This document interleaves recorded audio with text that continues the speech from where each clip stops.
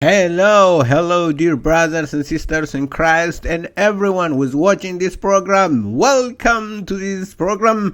And now I'm going to discuss about Amatullah. Amatullah means the female Abdullah.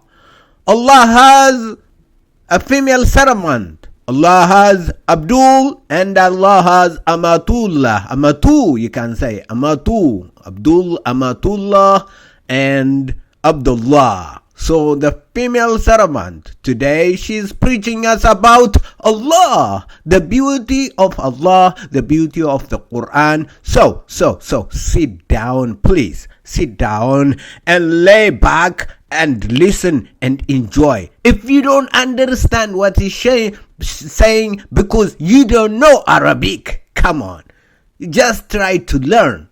If you don't understand anything, I'm telling you, because you don't know Arabic, nothing.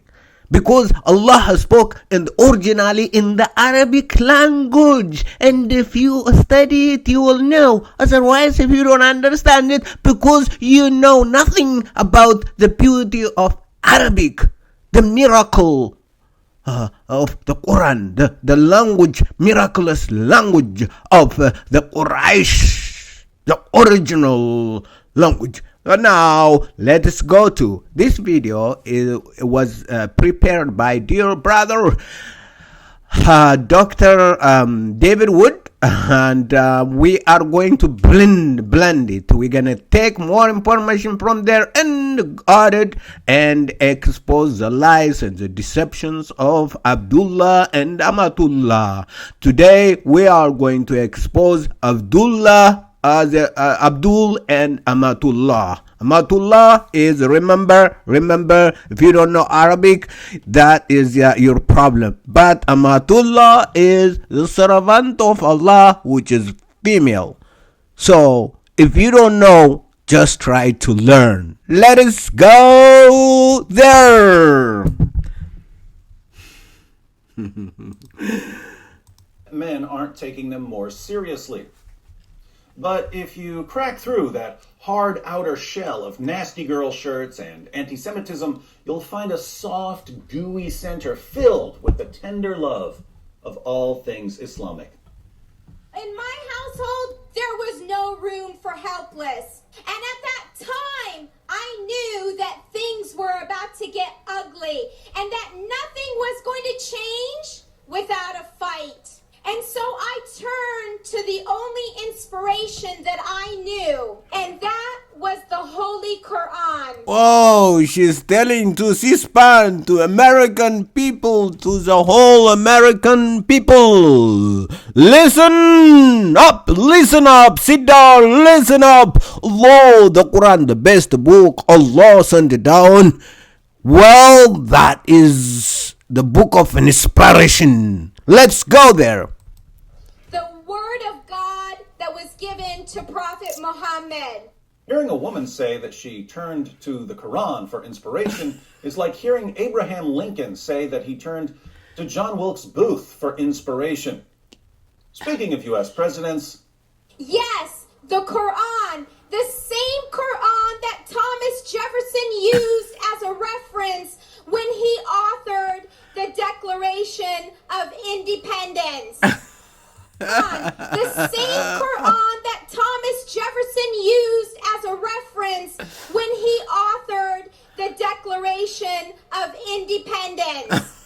Authored the Declaration of reference when he authored the Declaration of Independence. Wow. You've got to love the logic here. When he was a law student, Thomas Jefferson bought a copy of George Sale's 2-volume translation of the Quran. Jefferson purchased the Quran so that he could understand the legal system of the Ottoman Empire, which was fighting periodic wars with Russia and various European nations. Now follow the logic. Jefferson bought a copy of the Quran when he was in law school. Therefore, when he was writing the Declaration of Independence, he must have used the Quran as a reference. There's no evidence that he used the Quran as a reference. No, he used it. Come on. Oh, brother, just don't say that he used it. That's what equality for humanity. When Adam gave birth, from his shoulder the black and the white came, the white to heaven, the black to hell, by Allah and by the Prophet Muhammad sallallahu alaihi wasallam. Don't you remember that? How dare you say that, okay? But we'll declare that he did, because he had a copy. Sadly, that's about as airtight as arguments get at the Women's March. But they're not done yet, because if the Quran influenced Thomas Jefferson when he was writing the Declaration of Independence, it probably influenced James Madison when he was writing the First Amendment to the United States Constitution. And so is it surprising to you that our First Amendment rights, freedom of speech, freedom of religion, freedom of the press, free choice, and free will were all liberties that were awarded to humanity by God in the Quran 1400 years ago? Wow. So, in whatever world Muslim feminists live in, the Quran gave humanity these First Amendment rights. Here on Planet Reality, however, it ain't like that. In the Quran, Allah repeatedly orders Muhammad and his followers to violently subjugate people who reject Islam. Allah orders Muslims to fight people who believe the wrong things, who say the wrong things, and who do the wrong things. Muhammad ordered Muslims to kill people for leaving Islam and to kill people for criticizing him. How, in the name of common sense, do you look at this endlessly swirling toilet of totalitarianism that just won't flush and say, this is just like the rights we find in the First Amendment? Does heading to the Women's March magically transport you to opposite world, where up is down and down is up, where left is right and right is left, where freedom is oppression and oppression is freedom? Speaking of opposite world. And is it also surprising to know that the Quran is an avid supporter of women's rights? Woo! Women's rights. Is it also surprising to know that the Quran is an avid supporter of women's rights? Woo! Women's rights. And get this, the Quran gave women rights equal to that of man. Equal. Really equal. Equal rights for women in the Quran. Surah 4 verse 34 of the Quran says that Muslim men can beat their wives into submission. Are Muslim women allowed to beat their husbands into submission? Equal. Really equal. Surah 4 verse 3 of the Quran says that Muslim men can marry up to 4 wives. Are Muslim women allowed to marry up to 4 men? Equal. Really equal. Surah 2 verse 282 of the Quran says that the testimony of a woman is half as reliable as the testimony of a man. Is the testimony of a man also half as reliable as the testimony of a woman?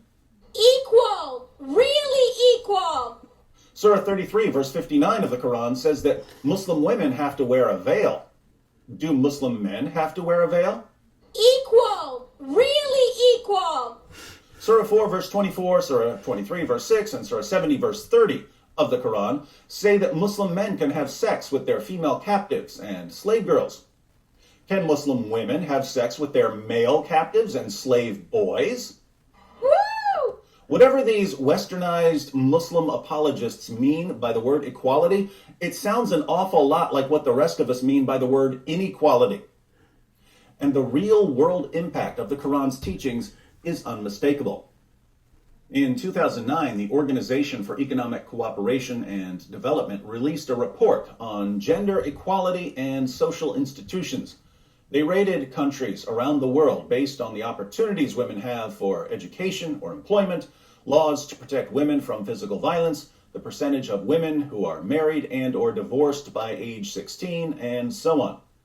And they found that 11 of the 12 countries with the highest levels of discrimination against women were Muslim majority countries. A similar study in 2014 conducted by the World Economic Forum using their own criteria concluded that 18 of the 20 worst countries in the world in terms of the gender gap between men and women were Muslim majority countries. And this isn't some anomalous modern development. This systematic oppression goes back to the time of Muhammad. In Sahih al-Bukhari 5825, Muhammad's child bride, Aisha, says, "I have not seen any woman suffering as much as the believing women." And she says this in the context of Muslim men beating their wives into submission. In fact, she says it specifically in reference to a Muslim man beating his Muslim wife until her skin turned green. No one in history was in a better position to see the real impact Muhammad's teachings had on women than Aisha. Aisha's assessment was that Muslim women were treated worse than any other women. Why? Because Muslim men had justification from Allah Himself to oppress women. Here we are 14 centuries later, and things haven't changed. The worst places in the world to be a woman are Muslim countries. And what do we hear at the Women's March?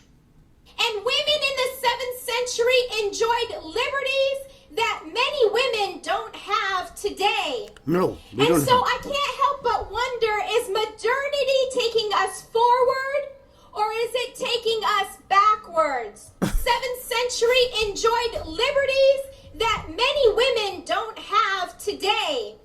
And so I can't help but wonder, is modernity taking us forward or is it taking us backwards? Now, think about this.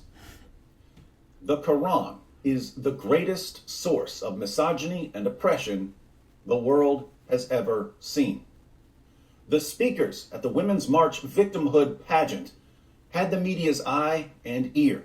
The speakers had an unparalleled opportunity to call attention to the honor killings and female genital mutilation and wife beating and child marriages and forced marriages that are so prevalent in Muslim countries. But instead of doing something to help the victims of these practices, who frequently can't speak out for themselves, they chose to embrace the oppressors and actively promote Muhammad and the Quran. Hey, doctor, my brother, doctor, you don't know Arabic. You don't know Arabic. You don't know Arabic. Come on. Because if you read the Quran in Arabic, when Allah spoke, you understand that Allah gave women in 17th century then the all right, the complete right of women above men. Yes, but technology and modern societies taken away out that freedom. That freedom Allah gave them. Quran.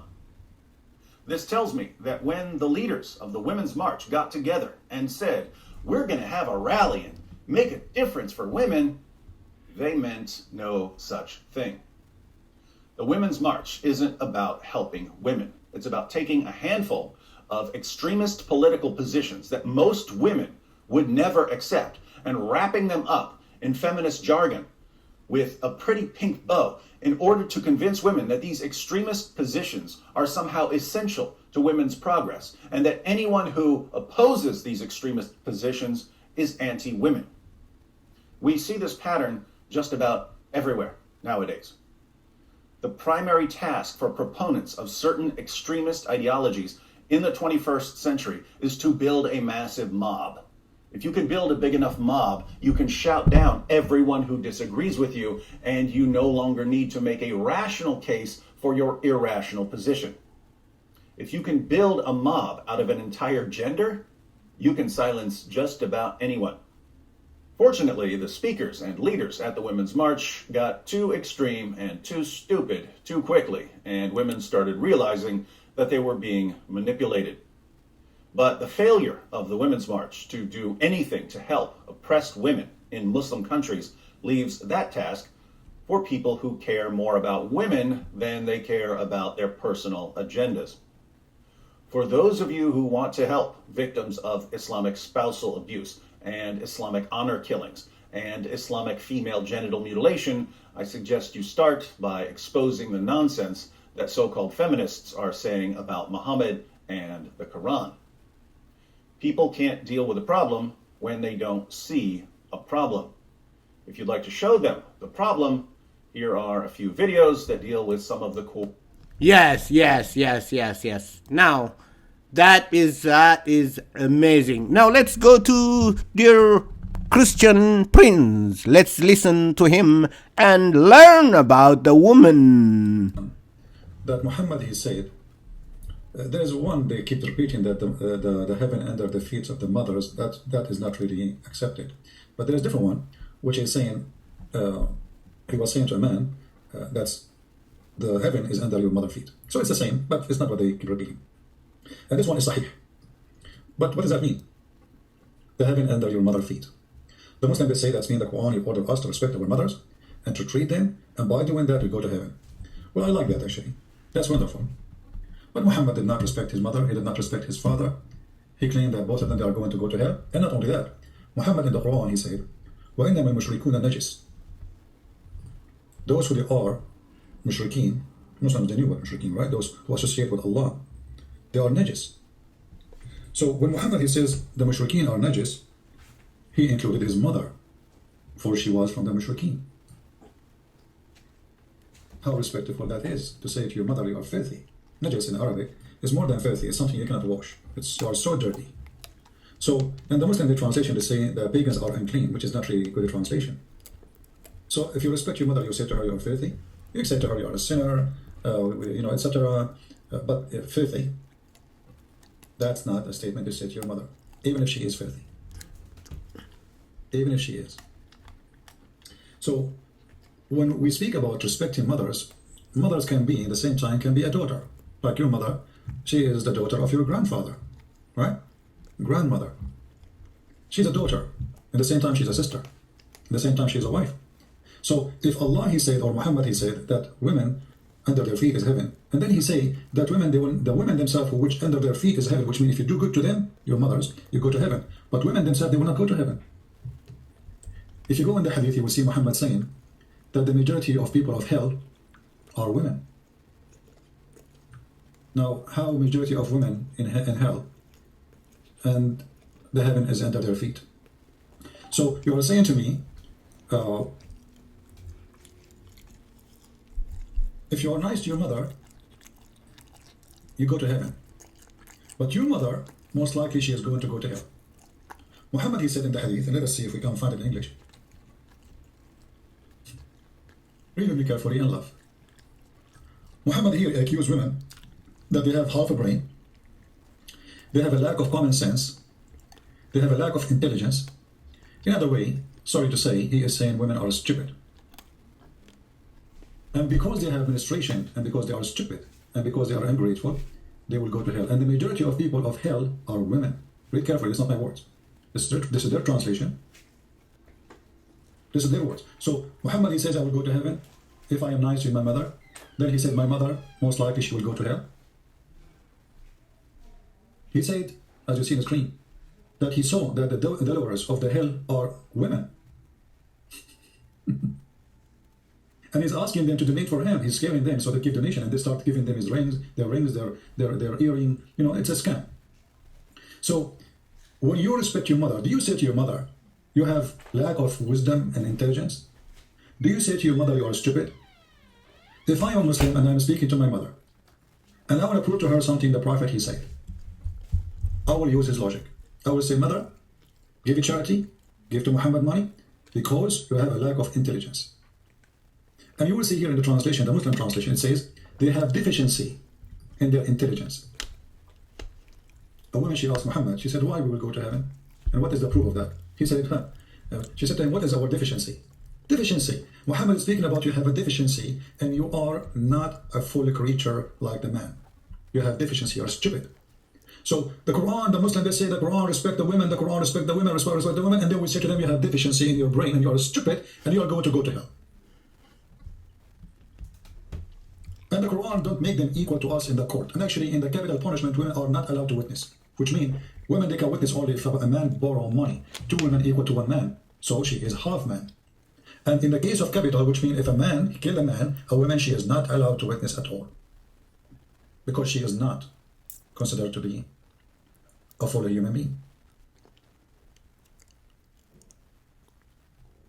Women who disobey their husband, Muhammad, he described them as sufaha. Sufaha mean the stupid ones. The stupid one is the one who don't obey their husbands. What if the husband is bad? I cannot find this hadith in English, but it's okay.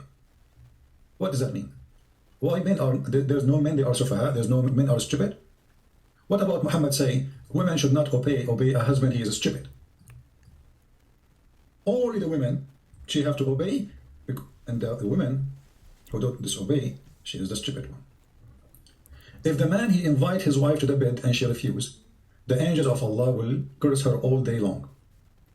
We respect the women, and now the women, she don't want to sleep with me, so now we terrify her by saying that God and his angels are going to curse you because you did not take off your panty, so you have better and do it now. And on top of that, we can beat them. It's a solution. You see, I saw an article that says, the title of the article says, the verse of abuse or the abused verse. And the whole article written by Muslims is to defend the Quran, saying, Quran teach you rule of family. Quran teach you the right of family. Women, they have right in Islam. What rights? Right of women in Islam to be beaten if they are disobedient. This is the first right. As long as you are obedient, you have rights. The right of what? To remain silence. So look at this article, how stupid it is. He is posting for us a verse, and then in the verse he start adding, like, admonish them first. He put the word first. I don't know where the word first coming from. Then distance from them. Where is the word then is coming from? And from bed, where it says that, it says "Uhjuruhunna fil madaja," which means jail them in their rooms. And then he said, and tap them. Tap them. The word beating became tap them. I mean, isn't it hilarious? So in order to convince you that Islam respects women, we start lying, switching the word from beat them to tap them. I mean, they are the same, to be honest with you, not much different. This is the same Quran, and this is the website of the Muslims, and this is their translation, and you will see here the word tap them, it says discourage them. Remember, this is a punishment, it's a penalty. So what do you mean tap them? You are forcing them to obey you by tapping them?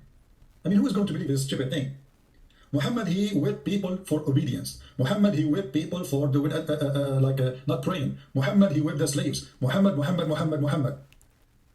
he whipped Muslims. And now you are saying to me, a woman, she is disobedient, tap them? But the Quran says, scourge them. The hadith come from what kind of beating? You beat them until you make their skin green. And this is a woman, she came to Muhammad, complained about her husband, who did beat her until he made her skin greener than her clothes.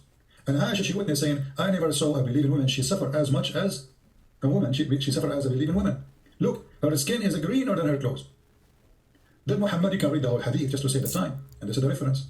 Hadith number 5825. Muhammad, he took the side of the man and he against the women, and he never said to him, why did you beat her? Actually, the hadith says, a man should not be questioned why he did beat his wife. A man should not be questioned why he did beat his wife. The Prophet said, no man shall be asked the reason for beating his wife. Remember in the article, tap them. So in Islam we respect women, but we beat them. In Islam we respect women, but we divorce them by text message. In Islam we respect women, but we have many of them, one in the top of the other and the other until we have 4, and then we can exchange all the 4 by one text message. I can create now a text message group for my wives and send one text message to the 4 wives saying you are divorced, and you are divorced. So heaven is under the feet of your mother, but you can beat your mother, but not you, your father. You ask your father, can you beat my mom? We respect women in Islam, but we say they are half a brain. We respect women in Islam, but a virgin, she have no right to accept or to refuse. As what happened to Aisha as an example. Aisha, she was 6 years old, and they took her to Muhammad. Did he ask her, would you like to get married 6 years old? Muhammad, he considered the women as the devil. He says, the women, she come in the image of a devil and she live in the image of the devil. But remember, this is your mother, the one who Muhammad said that under her feet is heaven. So when Muslims speak about heaven, they are talking about what exactly? Even Muhammad, he advised Muslims to hang the whip on their houses. Why? Here, the hadith did not give the whole story.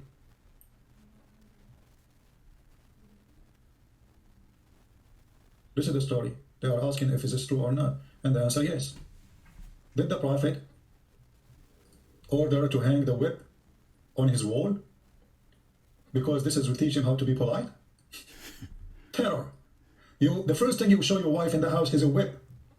And that will teach her how, because now she will fear you, and you do not need to use it anymore. Just put it there. As a reminder that if you disobey me, I will whip your back. So, when a Muslim, he speak about respecting mothers, and not to forget to mention heaven. Women, they are, even in heaven, there will be 6 toys. In earth, there are 6 toys. We can beat them, we can abuse them. They are half a brain, they are stupid. And then Muslims, they say to you, Muhammad, he says, don't beat them until you break them. Look how nice he is. What about you say to them, don't beat them at all? You made a verse saying beat them, and then you say to them, don't beat them until you break them? So I don't want to, give it more time. I'm trying to keep the video shorter. I could not make it 5 minutes, as you see. It's impossible, maybe. But my friends, when those people, they speak about respect for a woman is not by saying to her, you're half a brain. All right, you got it, my friends. In the 7th century, Allah gave to women the right, but now modern society took that away, and the women are in trouble. Yes. Allah. Amatullah said that is a lie and the fabrication of women. Please expose these devilish ideas, lies and deceptions.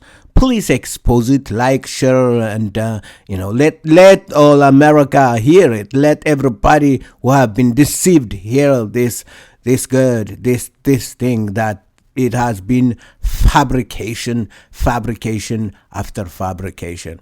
The Lord is great. Jesus is love. Islam is false. Muhammad and Allah are false figures. Thank you. Until we meet in another program. May the Lord richly bless you and keep you from all evil. Bye-bye.